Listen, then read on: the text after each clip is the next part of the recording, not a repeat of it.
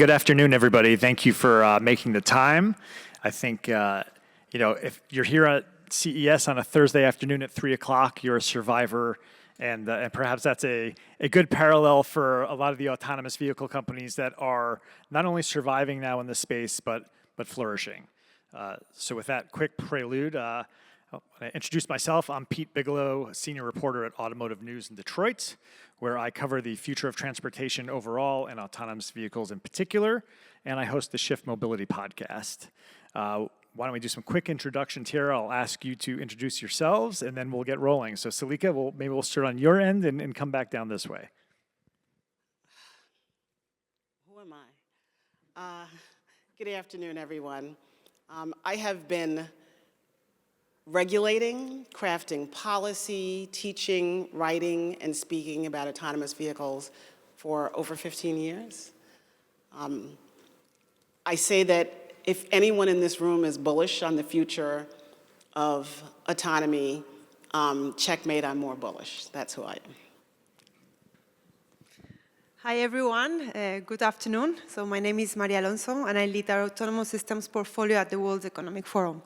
For those of you who may not know the World Economic Forum, we are the international organization for public-private collaboration, and we try to tackle the key challenges that the world has, and autonomous vehicles is one of them.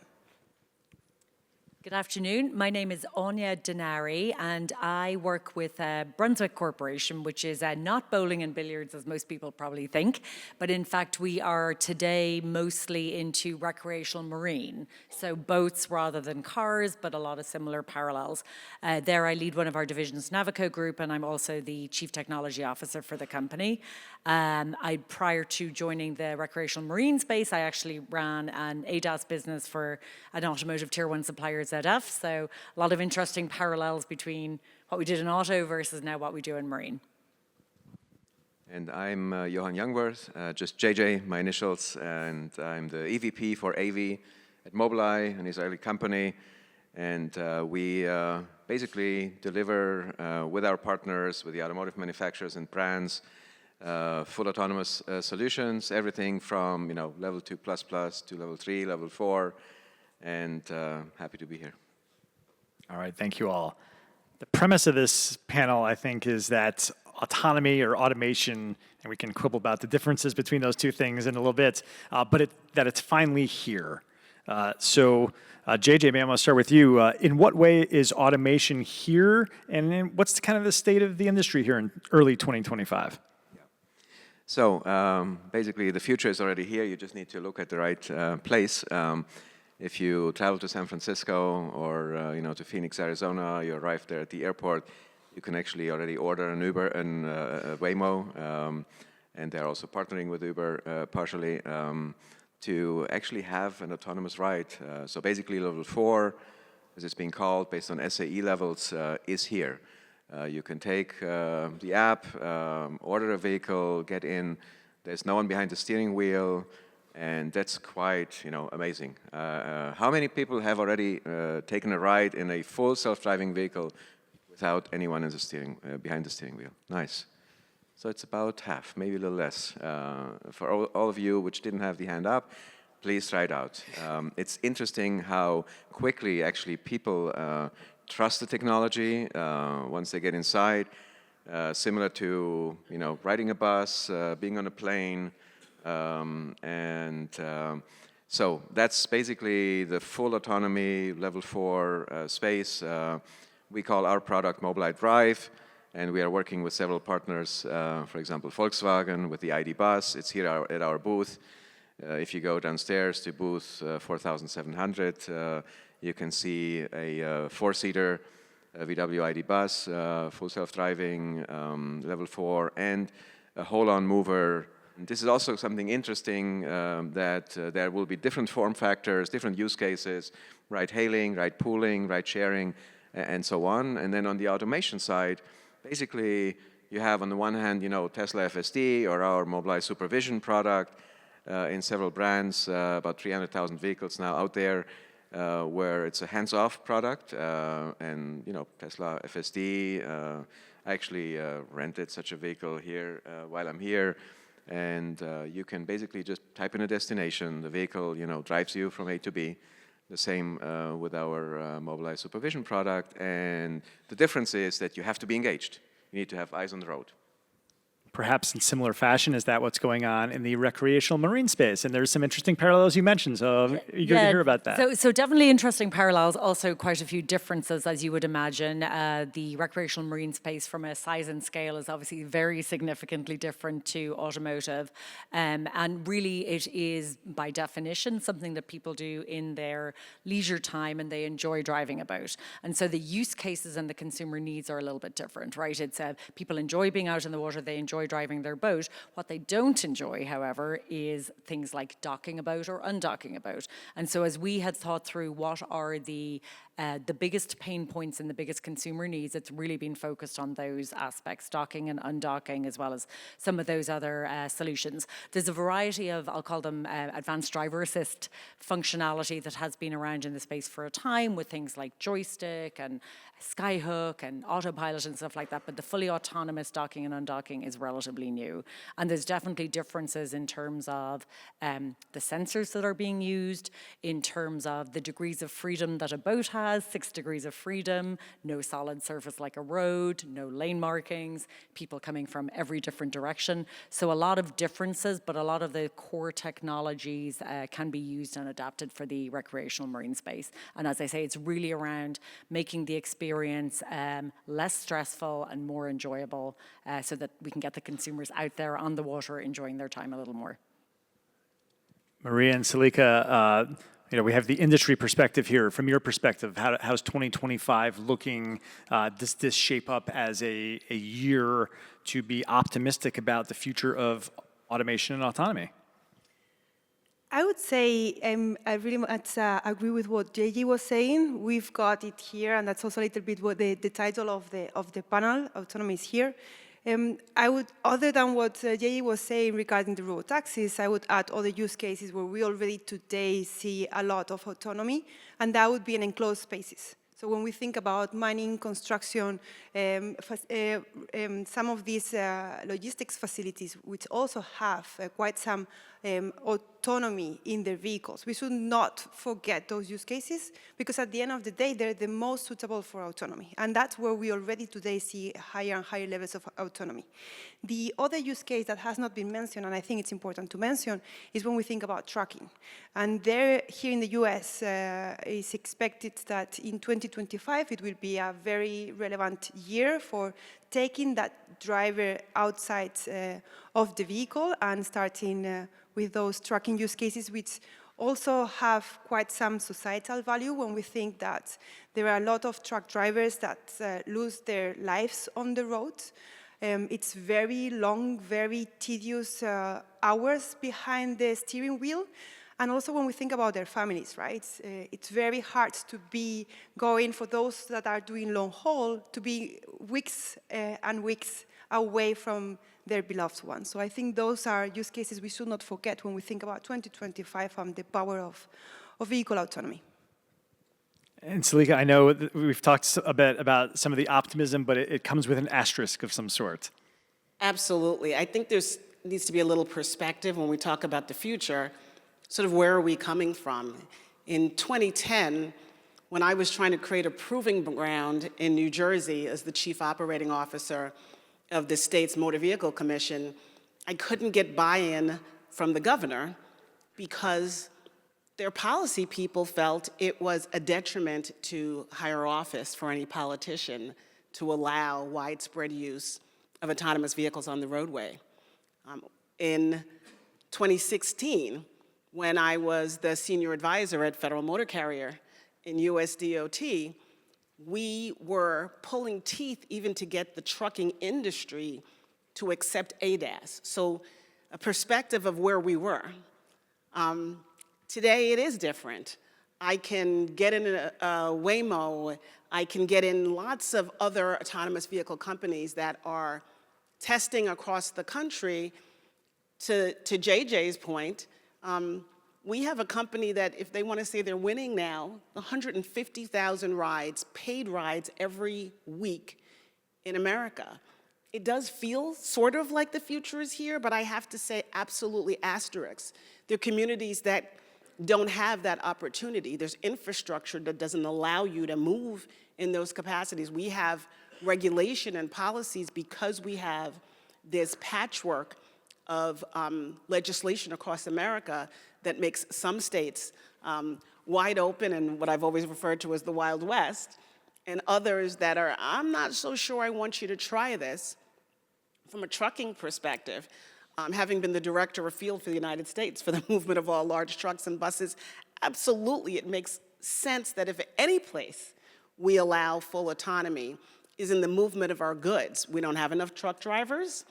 We need to reduce the expense of moving our freight across America.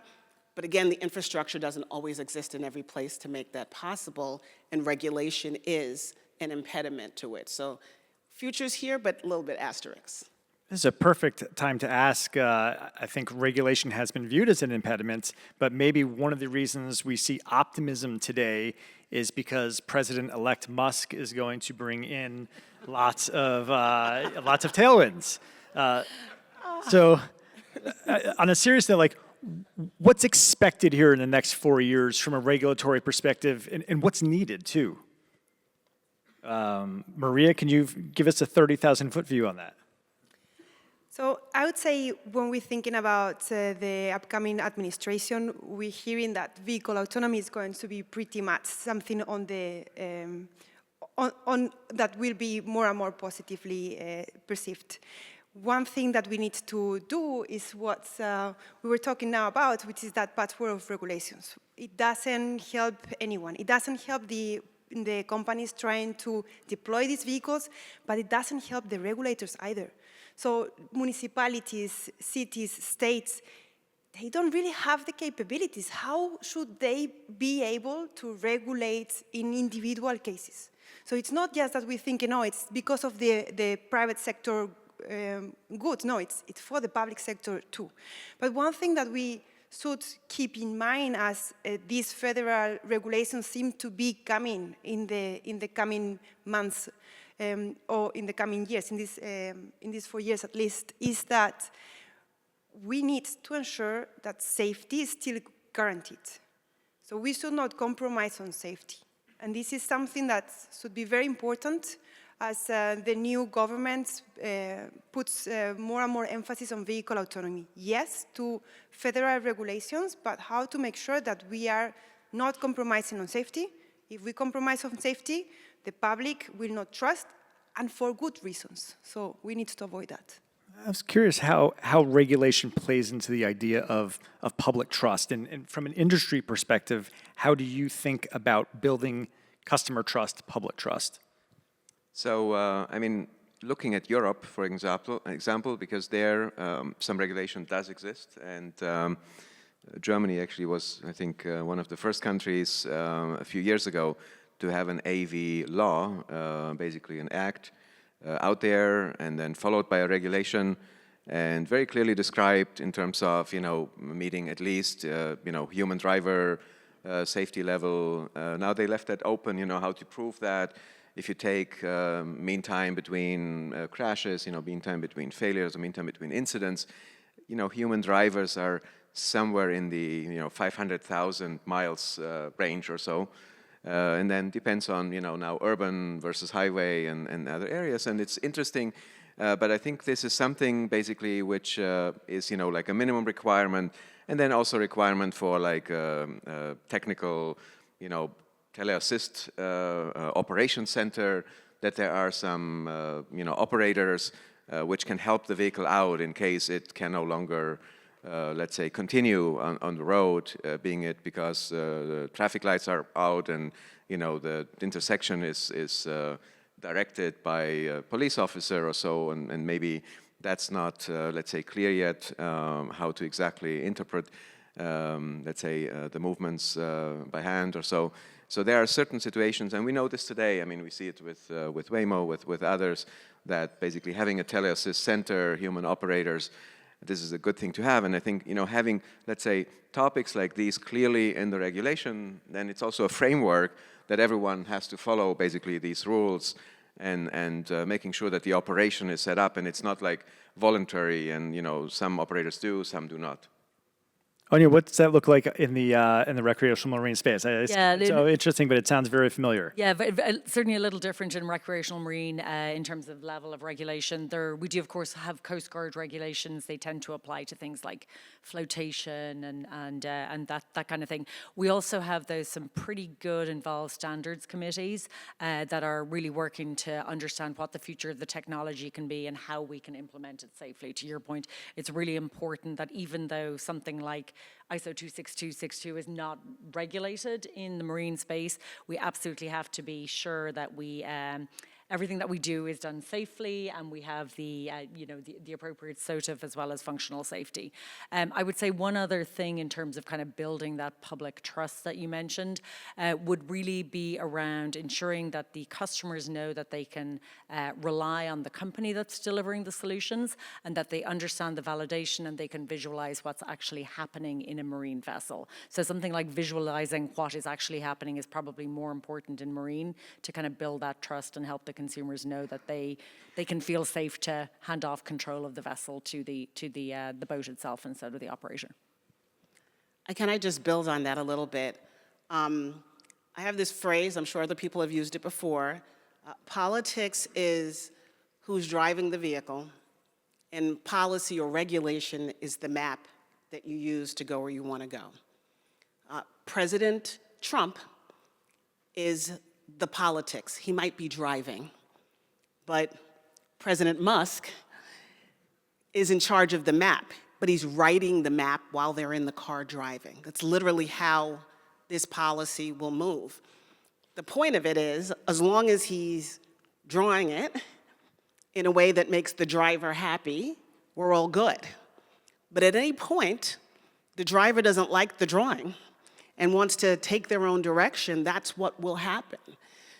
We can have all the regulation mindedness that we want, but we have a very short window from a legislative standpoint to get things done.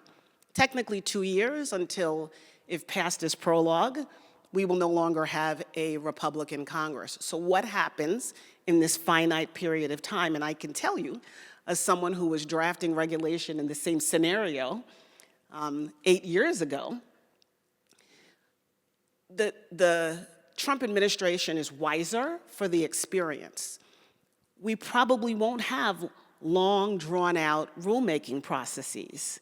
We will likely lead by executive orders and stronger policy and stronger guidance that's being written now.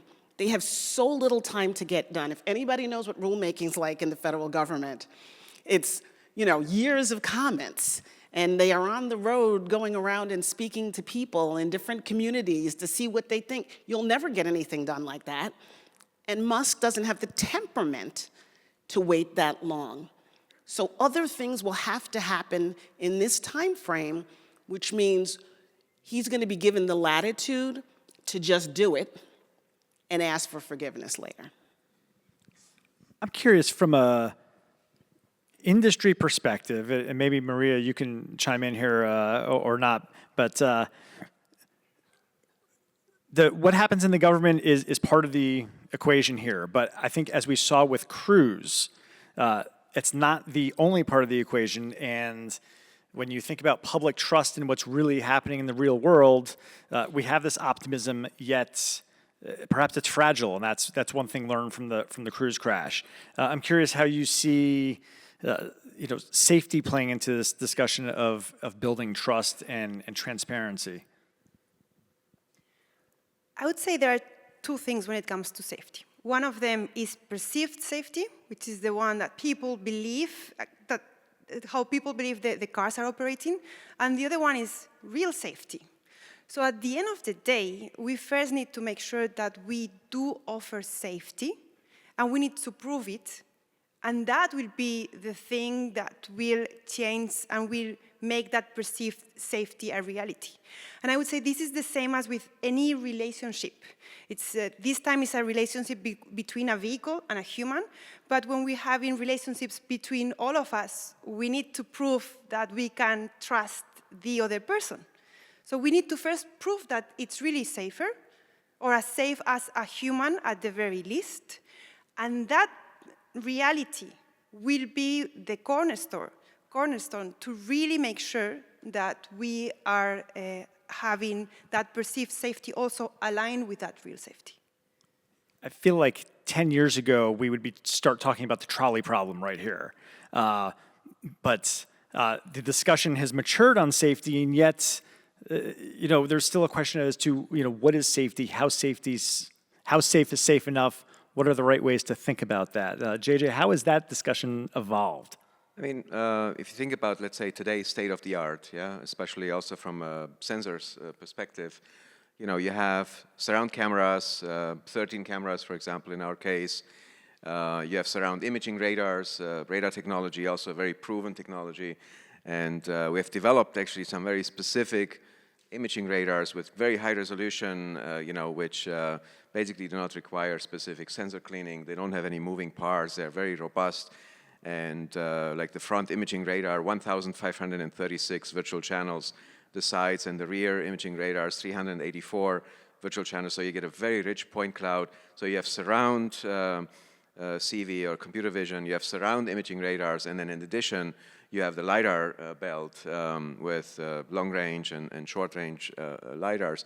And just making sure that basically you have all of these sensor modalities. And we believe that redundancy is a key element. We have developed a concept, we call it PGF, meaning primary, guardian, and fallback. So you have always the primary and the fallback, and the guardian, looking at kind of 2 out of 3 or different, let's say, ways of deciding, okay, which sensors, which modalities, what can you trust in terms of the decision making. So this triple redundancy and different layers of modalities, I think just from a technology perspective, and we probably have some engineers, some technologists here which are interested in that side, to make sure, and also here, let's say, I talked about, state of the art or what is standard. I think it would be good if, similar, I mean, I look at Waymo and us, we have very similar, sensor setups and technologies and so on, that we don't have, let's say, technologies out there which maybe try it, maybe it was just one modality or so. Yeah. And how does safety evolve on your end? And Yeah, no, I mean, it's a great point. Obviously, it's a slightly different circumstance. I think part of it is around the education piece, right? So you talked about the holistic nature of the capabilities of the sensor set, the redundancy of the system. So I think helping our consumers understand that level of technical capability is important.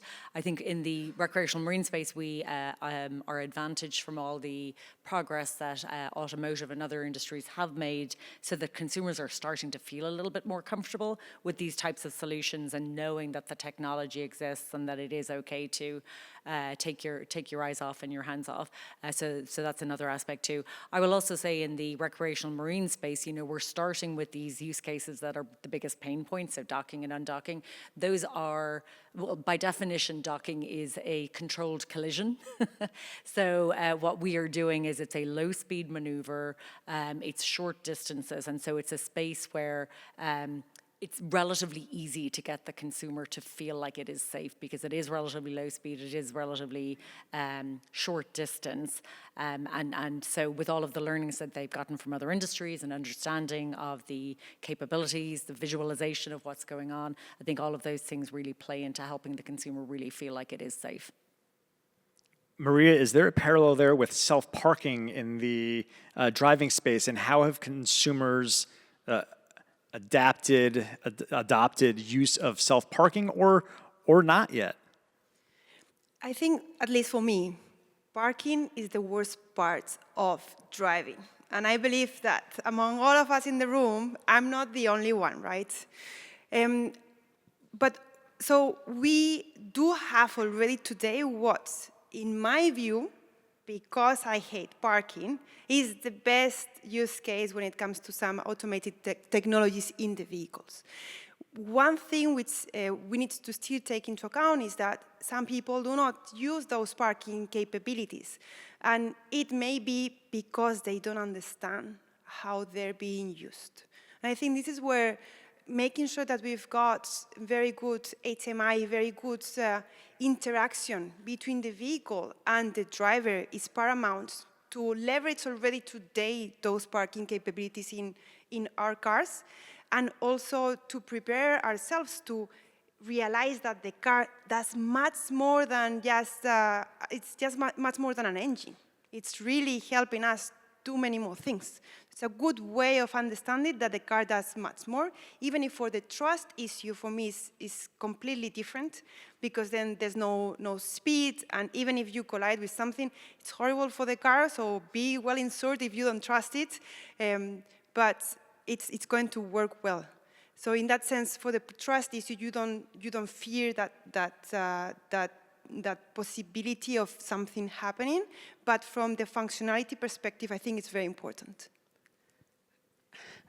I just want to perhaps put in a little reprimand to the industry.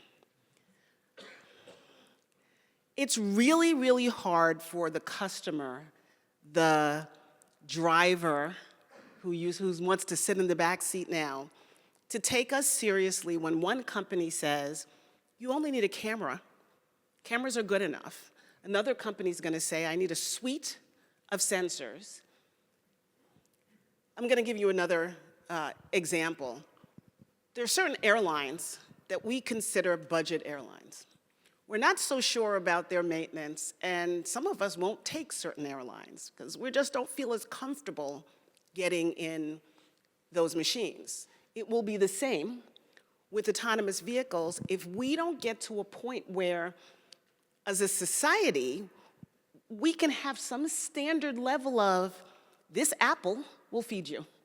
This vehicle will get you from point A to point B, and that you don't say one thing is okay, and then that person says one thing is okay, and we may be technologists and have a real understanding of the capability, but the person who just wants to get their kid to the soccer field, they don't have that understanding. They're relying on us, and we're saying different things out of different sides of our mouths as an industry. The airline industry, even as a mobility space, polices themselves. Autonomy at some point has to police themselves if we want to have greater consumer comfort in the ability to safely move. If I could play devil's advocate a little bit, I would say there was a crash with Uber in 2018, and that was the end of the Uber self-driving program for all intents and purposes.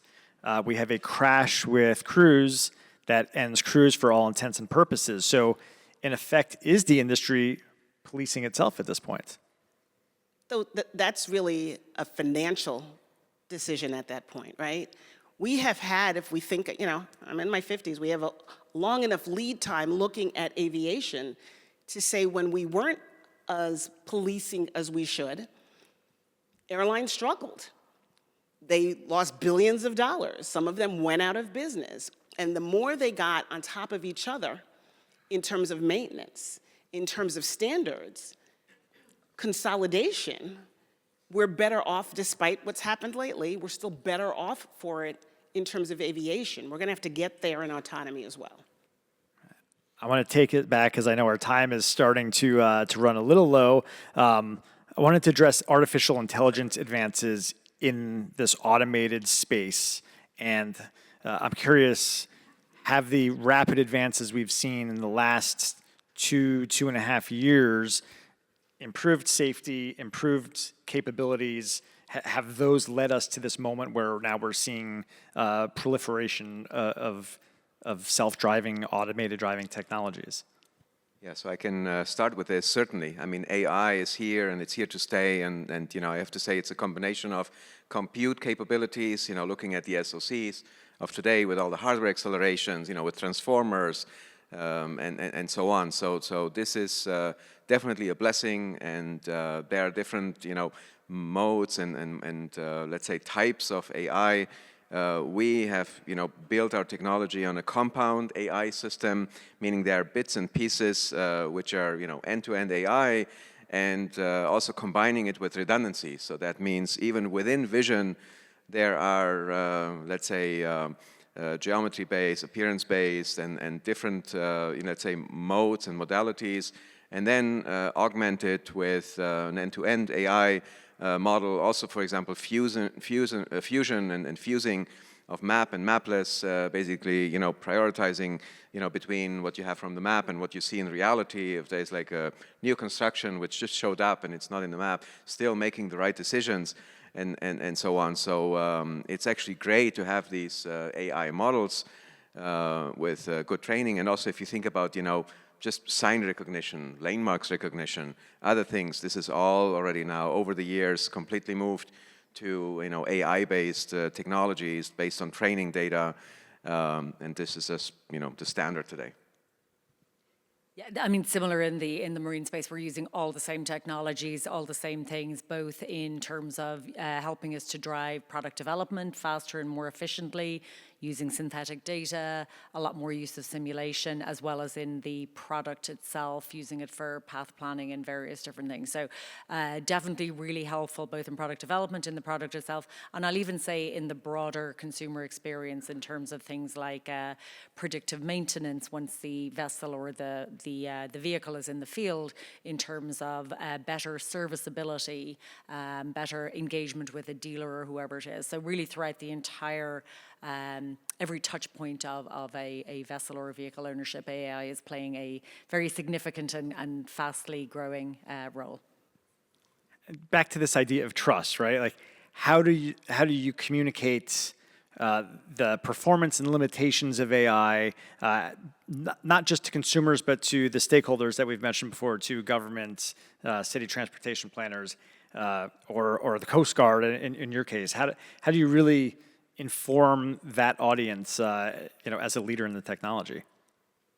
Yeah, I think for us it's around kind of communicating what we're using and why we're doing it. And so for example, as I think about maybe training data as an example, we can explain to the Coast Guard or to ABYC or whoever it is that, this is the amount of real world, and so we'll use kind of 50,000 hours was kind of roughly an equivalent of 1 million miles of driving is kind of our real world numbers that we'll use for any kind of new significant technology we roll out.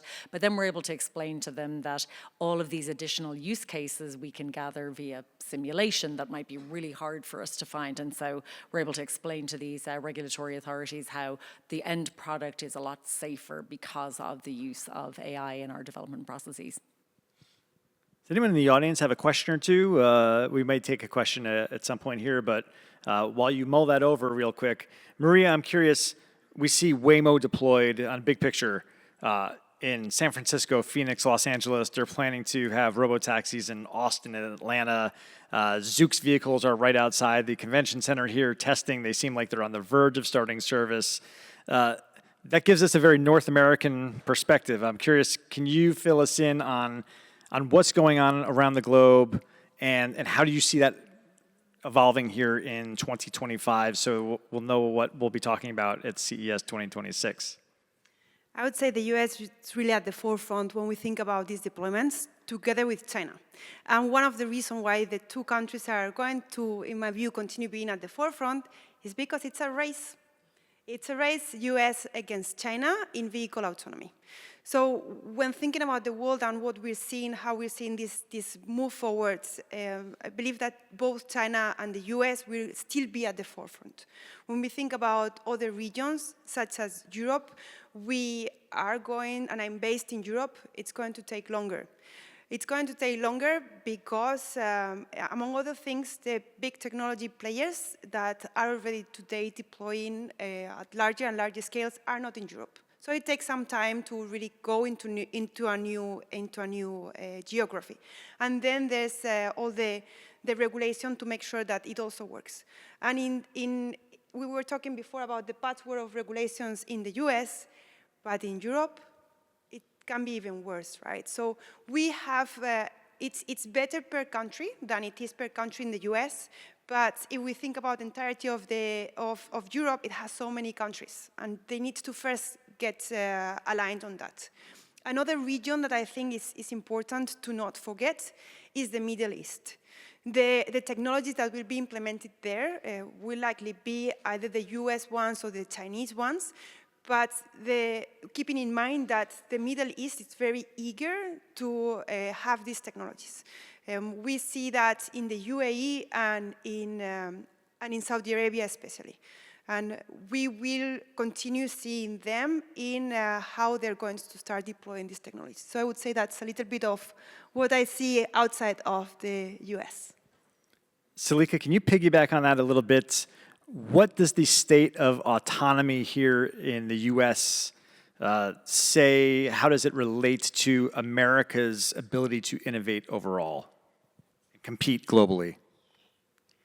You know, we always seemed like we were at the forefront, that we were leading. I think there were failings maybe in the administration before this administration where we didn't take seriously what was happening in China. They're not going to wait for customer comfort. They get to try things out on the roadway.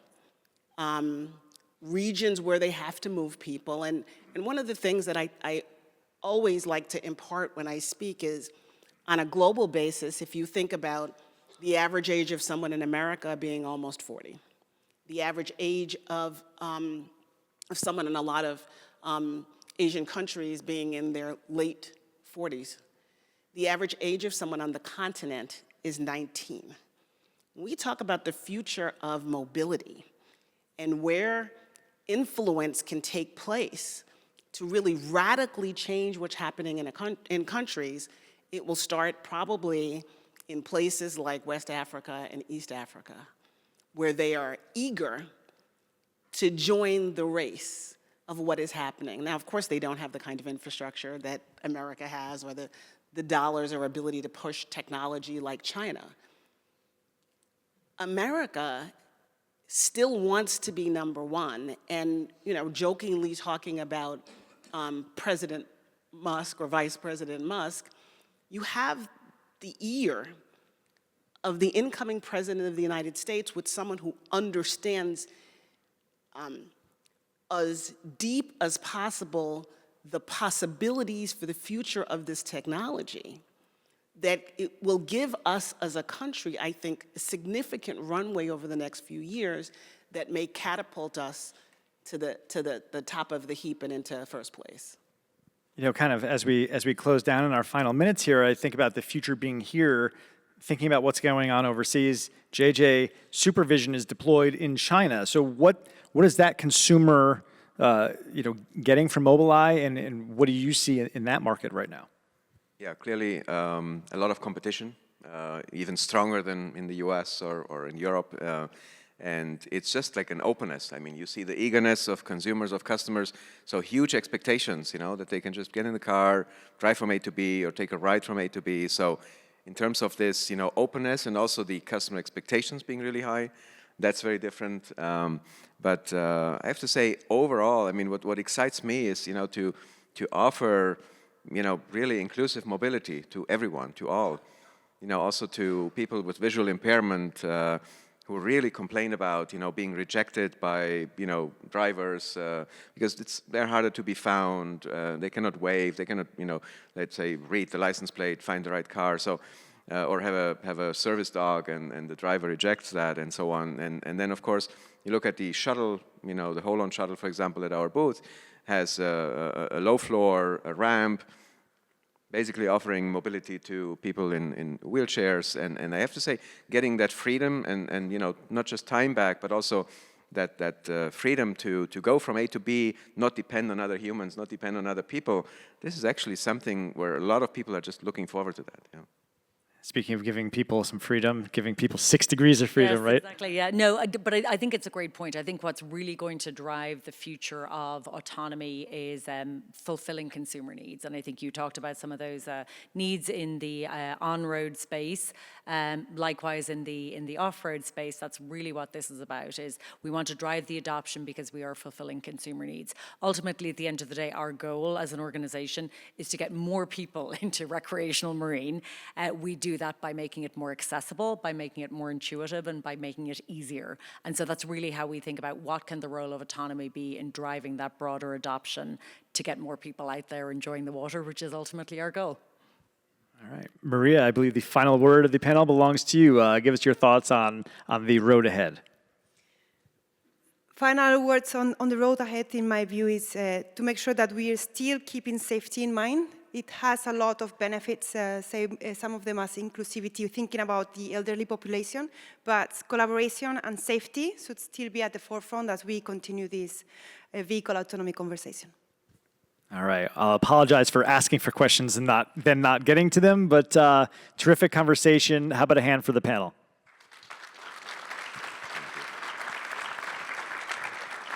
All right. And thank you all for attending today. I hope you enjoy the rest of CES.